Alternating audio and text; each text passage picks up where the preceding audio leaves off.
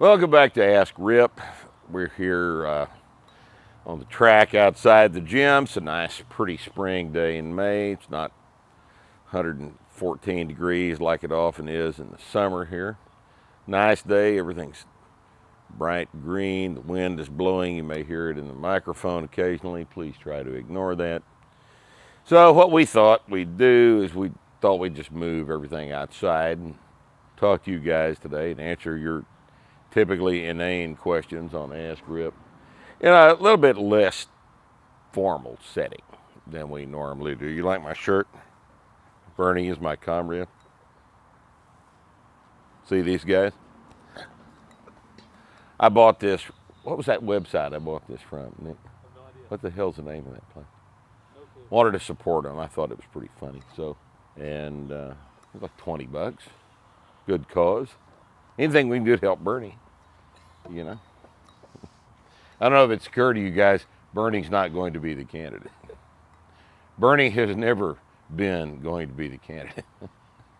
Bernie may think that he was going to be the candidate. Bernie may even have you convinced that if you vote for him, he gets to be the candidate. If enough of you vote for him, he gets to be the candidate, but that's not the case. So, all right. Now we've got to answer your questions. All right, so let's take the paperweight off. All right, I haven't read these. They're just in a stack here. Someone asks, Nick asks, in fact, how long has it been since you quit smoking? Is vaping a safer, cooler alternative for lifters? Here, let me put this over here. Listen, I grew up with parents that smoked. And some of my earliest recollections were that this stinks real bad. Why are these people making me smell this? It was horrible. We'd have to go on trips in the car, long trips out to West Texas. Daddy'd be smoking in the car. Couldn't stand it. I was pissed off. I spent virtually my entire childhood pissed off about that smell. And as a result, I've never smoked. And I think if you smoke, you're a fucking pussy. That's what I think. Here's what I really think. Now, this is about guys. I think if guys put something round in their mouth and suck on it, that's a problem. So I think cigars are a bigger problem than cigarettes. But I think you put something round in your mouth and suck on it, that you're different than me. Okay? I don't need to comment on the health aspects of it. You already know that. You just have decided that at one point, when you started, that you didn't care. I think maybe you got high on it first couple of times, but the reason you still smoke is because you're just too big a fucking pussy to quit. And that's just, I got no use for that shit.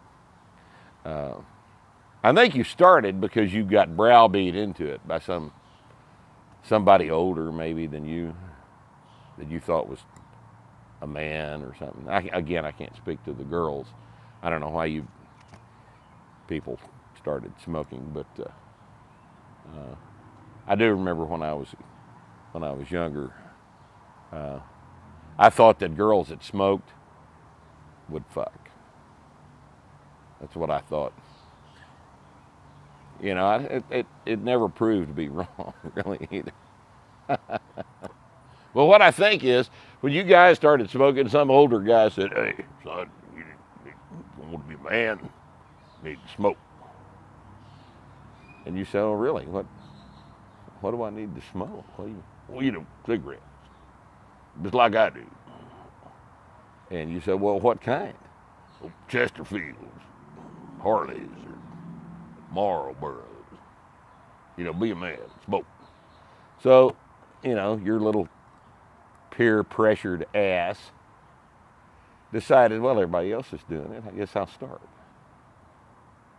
And once again, you're just a fucking pussy. Stop. It's bad for you.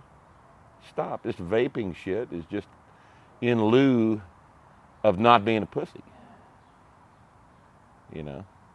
Do something else. Put something else in your mouth. How's that? Okay. Carl Shute asks, who taught you how to write? What the hell is Carl? Has Carl seen my writing? He's seen my handwriting? You think that's what he's talking about? I know it's real bad, but it's not as bad as a lot of people's handwriting. He's talking about books and shit. Oh, he's talking about my prose. Yes. All right, well, I can answer that. I can answer that. My prose was taught to me by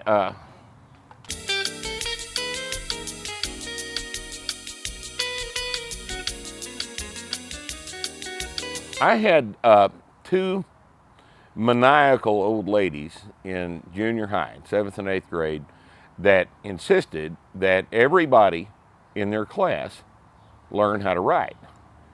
Miss Stiff was she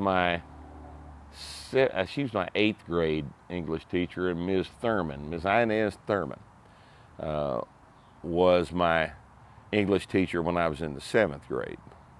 And these two old gals were drill sergeants. I mean, we diagrammed sentences, we learned parts of speech and grammar, and every day, man, we were forced to learn this stuff. And we wrote paragraphs, and we wrote groups of 3 paragraphs. In fact, one of the most interesting exercises I remember as a kid that I had to take home every Friday from Miss Thurman's class was she would hand us 3 paragraphs, and she'd say, I want you to turn these in Monday. They will be completely rewritten from top to bottom.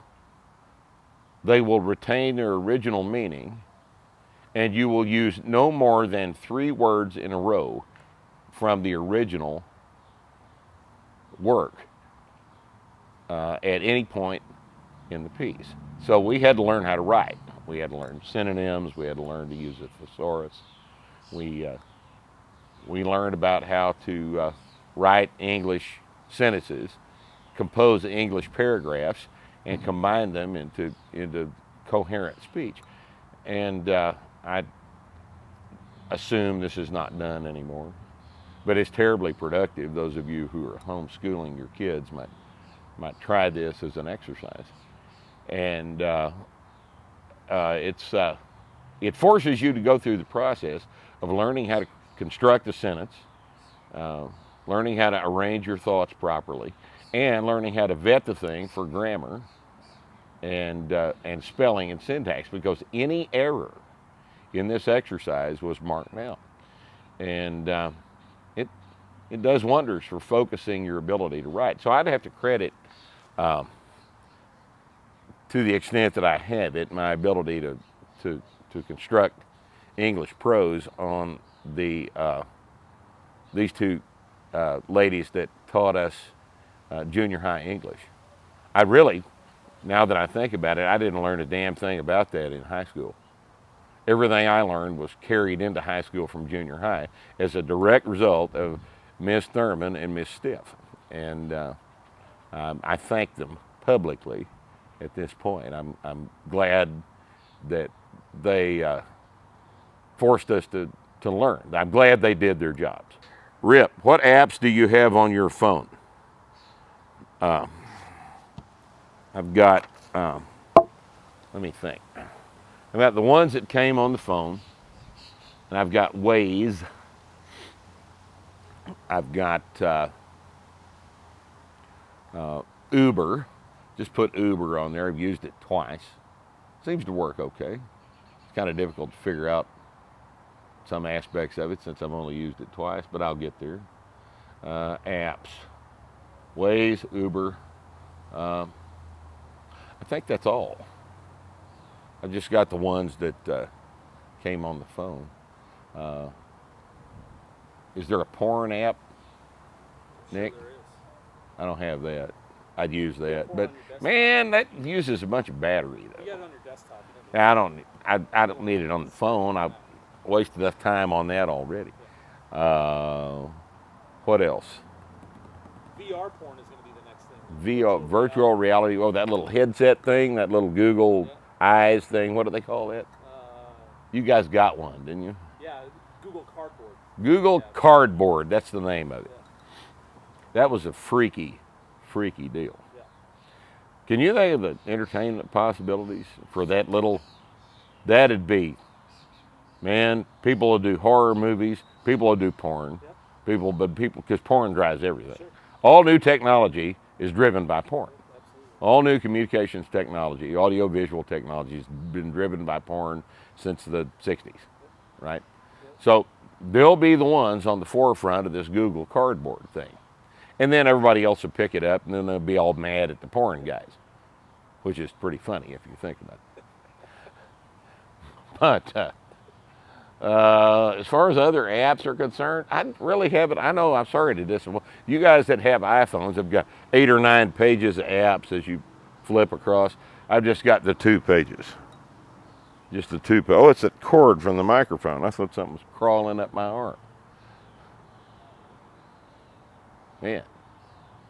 I mean, this is North Texas. There's crawly things. There's everything that crawls is either bites you or has thorns on it. One of the two. So anyway, no, that's the only apps. Is that enough, or you want to do another one? That's enough on this one. All right, that's enough on this one. That's all for today for Ask Rip. And look, come back next time. See ya.